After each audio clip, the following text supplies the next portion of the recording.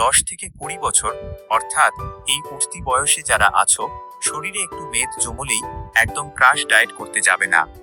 কারণ এই বয়সে তোমাদের শরীরের বৃদ্ধির জন্য সঠিক পুষ্টির খুব দরকার। তাই মেদ কমাতে চাইলে সকালের নাস্তাটা কেমন হওয়া উচিত খুব সহজে জেনে নাও। সকালের নাস্তায় সবার আগে বাদ দিতে হবে পরোটা, সাদা পাউরুটি বা তেলের ভাজাভুজি। এর বদলে প্লেটে রাখো জটিল কার্বোহাইড্রেট, যা তোমাকে অনেক সময় ধরে এনার্জি দেবে এবং বারবার ক্ষুধা লাগতে দেবে না। যেমন লাল আটার রুটি, ওটস বা ওটমিলের খিচুড়ি। এর সাথে সবচেয়ে জরুরি হলো লিন প্রোটিন আর ফাইবার। নাস্তায় প্রতিদিন অন্তত একটা বা দুটো ডিম সেদ্ধ খাও। ডিমের প্রোটিন মেদ কমাতে আর পেশি গঠনে দারুণ কাজ করে। আর রুটির সাথে সবজি ভাজি না খেয়ে পেঁপে, পটল বা লাউয়ের মতো সবজি হালকা করে স্টু বা কম তেলে রান্না করে খাও।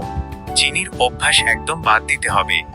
সকালের নাস্তায় মিষ্টি জাতীয় সিরিয়াল বা জুস না খেয়ে একটা আস্ত আপেল, পেয়ারা বা কমলা খাও। আর সবশেষে এক বাটি টক দই বা 1 গ্লাস চিনি ছাড়া দুধ খেতে পারো, যা মেটাবলিজম বাড়াতে সাহায্য করবে। উঠতি বয়সে না খেয়ে ওজন কমানো বোকামি, বরং সঠিক খাবার খেয়ে সুস্থভাবে ফিট থাকাটাই আসল বুদ্ধিমত্তা।